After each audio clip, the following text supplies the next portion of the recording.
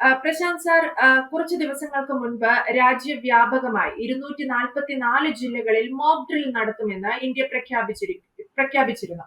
May 7-ന്, അതായത് ഇന്നാണ് ആ മോക്ക് ഡ്രില്ലുകൾ നടക്കുക. ഇന്ന് വൈകുന്നേരത്തോടു കൂടി രാത്രിയൊക്കെ ആയിട്ട് നടക്കുമെന്നാണ് പറയുന്നത്.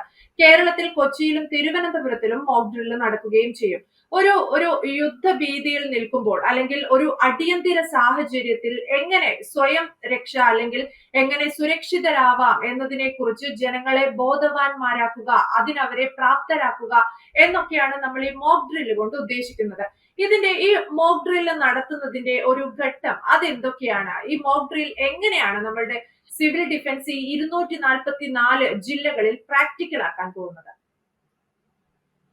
ഇല്ല, അതിപ്പം അതിന്റെ ഉത്തരവാദിത്തപ്പെട്ടവരെ ഏൽപ്പിച്ചിട്ട് മോക്ക് ഡ്രിൽ നടത്തുക എന്നുള്ളതാണ്. അപ്പോൾ നമ്മുടെ ഇപ്പൊ ചീഫ് സെക്രട്ടറിമാർക്ക് അതിന്റെ ചാർജ് കൊടുത്ത് അതാത് പ്രദേശത്ത് അതിന് ഉത്തരവാദിത്തപ്പെട്ട കളക്ടർമാർ ഉൾപ്പെടെയുള്ളവർക്കായിരിക്കും അത് എന്ത് വേണം, എങ്ങനെ ആയിരിക്കണം എന്നതിനെ പറ്റി കൃത്യമായ ഡയറക്ഷൻ ജനങ്ങൾക്ക് കൊടുക്കുക എന്നുള്ളതാണ്. കാരണം 71-ന് ശേഷം ഇത്തരത്തിൽ ഒരു മോക്ക് ഡ്രിൽ അല്ലെങ്കിൽ ഇത്തരത്തിലൊരു തയ്യാറെടുപ്പ് നടത്താൻ ഇന്ത്യ മഹാരാജ്യത്ത് ആൾക്കാർക്ക് അല്ലെങ്കിൽ തയ്യാറെടുപ്പ് നടത്താൻ പറഞ്ഞിട്ടുമില്ല. അത്തരത്തിലുള്ള ഒരു സാഹചര്യം ഇതുവരെ ഉരുത്തിരിഞ്ഞിട്ടില്ല.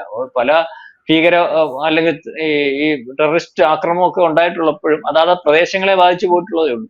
മൊത്തത്തിൽ ഒരു യുദ്ധം അല്ലെങ്കിൽ അതിനുവേണ്ടിയുള്ള കാര്യങ്ങൾ ഉണ്ടായിട്ടില്ല. ഇപ്പൊ യുദ്ധം ഇന്നലെ ആക്രമണം നടന്നെങ്കിൽ ഇന്ന് മോക്ക് ഡ്രിൽ നടത്താൻ പറഞ്ഞിട്ടുണ്ട്. ഒരുപക്ഷെ തിരുവനന്തപുരവും അല്ലെങ്കിൽ എറണാകുളം, കൊച്ചിയുമാണ് നമ്മുടെ അല്ലെങ്കിൽ മോക്ക് ഡ്രിൽ നടത്തുന്ന പ്രദേശങ്ങൾ. അങ്ങനെ 259 ഇടത്ത് നടത്താൻ പറഞ്ഞിട്ടുണ്ട്.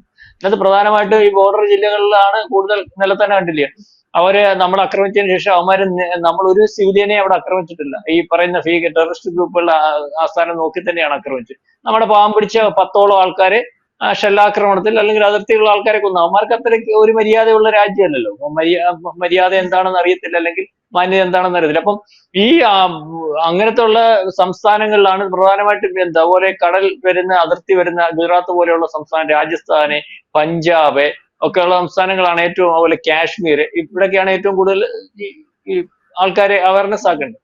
അപ്പം ഇതിനകത്ത് ഇപ്പൊ സൈറൻ ഉണ്ട്, ഇതിനകത്ത് സൈറൻ കേൾക്കും, നമുക്കറിയാലോ. സൈറൻ കേട്ട് കഴിയുമ്പോഴത്തേക്കും നമ്മൾ വിജിലന്റ് ആവണം. വിജിലന്റ് ആയിട്ട് ഒരുപക്ഷെ ഈ സൈറൻ കേട്ട് കഴിഞ്ഞാൽ നമ്മൾ പൊതുസ്ഥലത്താണെങ്കിൽ ആ സ്ഥലത്ത് നിന്ന് ഏറ്റവും സേഫ് ആയിട്ടുള്ള നമ്മുടെ ഒരു കെട്ടിടത്തിൽ കയറുക. ആ കെട്ടിടത്തിൽ കയറിയാൽ തന്നെ ആ കെട്ടിടത്തിനകത്ത് ഏറ്റവും സേഫ് ആയിട്ടുള്ള സ്ഥലങ്ങൾ ഇരിക്കുക.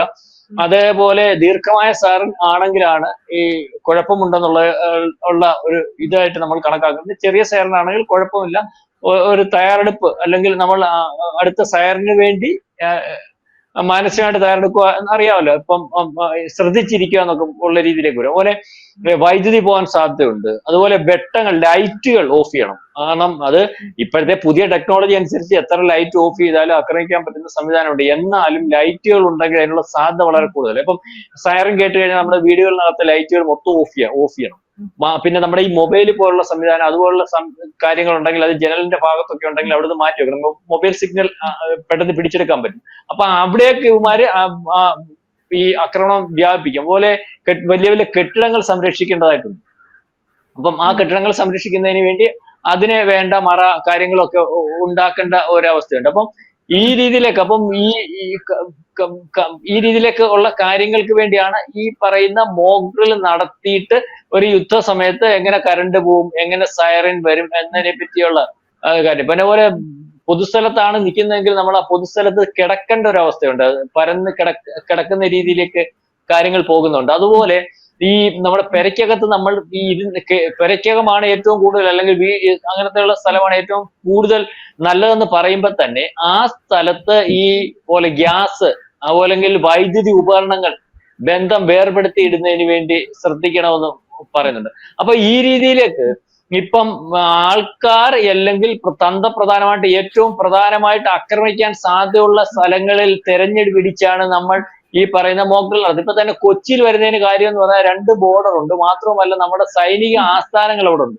തിരുവനന്തപുരത്തും ഈ പറയുന്നത് പോലെ ബോർഡർ അല്ലെങ്കിൽ നാവികമായിട്ട് അല്ലെങ്കിൽ എയർഫോഴ്സ് അല്ലെങ്കിൽ വ്യോമ രീതിയിലും ഒക്കെ ആക്രമിക്കാൻ സാധ്യതയുള്ള സ്ഥലങ്ങൾ, പിന്നെ തന്ത്രപ്രധാനമായിട്ടുള്ള സ്ഥലങ്ങളാണല്ലോ അവർ ഉപയോഗിക്കാറുള്ളത്. പിന്നെ അതിർത്തി ഗ്രാമങ്ങളിൽ ഈ ബങ്കറുകൾ ഉപയോഗിക്കാനും, അല്ലെങ്കിൽ അവർക്ക് ഏറ്റവും കൂടുതൽ ആക്രമണം എങ്ങനെ വന്നാലും എത്ര സേഫ് ആക്കി വെച്ചാലും നമ്മൾ യുദ്ധം വിമാനം ഇങ്ങോട്ട് വരുന്ന അടിച്ചിട്ടാലും വേണമെങ്കിൽ അതിർത്തിയിൽ വീഴാം.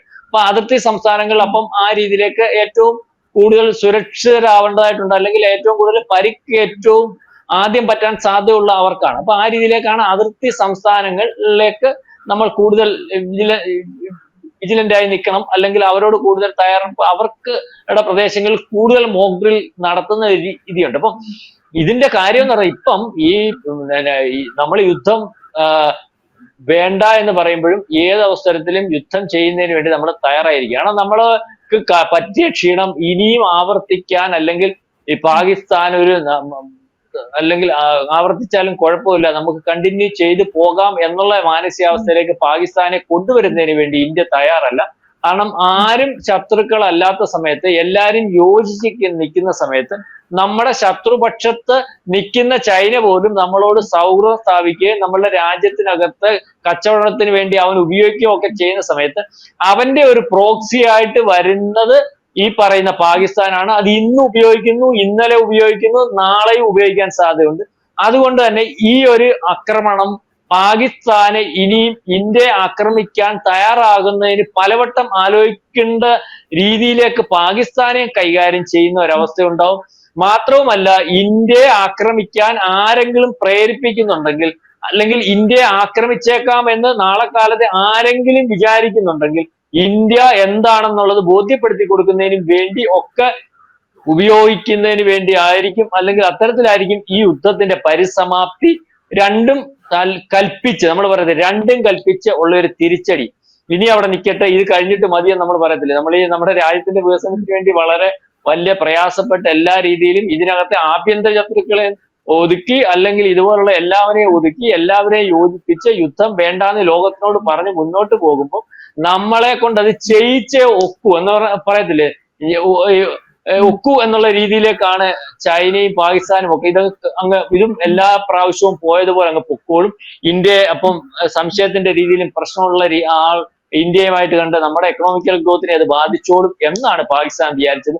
പാകിസ്ഥാൻ ഈ ഒരു അറ്റാക്ക് പണ്ട് 2014 മുമ്പ് രാവിലെയും വൈകിട്ടും അറ്റാക്ക് ചെയ്യാൻ പറ്റുമായിരുന്നു, തിരിച്ചൊന്നും ഇല്ലായിരുന്നല്ലോ, ഇതിനകത്തുള്ള ആളും കൂടെ കൂടിയായിരുന്നല്ലോ അറ്റാക്ക് ചെയ്യുന്നത്. ഇപ്പൊ അതുപോലെ നടക്കത്തില്ല, അല്ലെങ്കിൽ 2014 ശേഷം നടന്നിട്ടുമില്ല.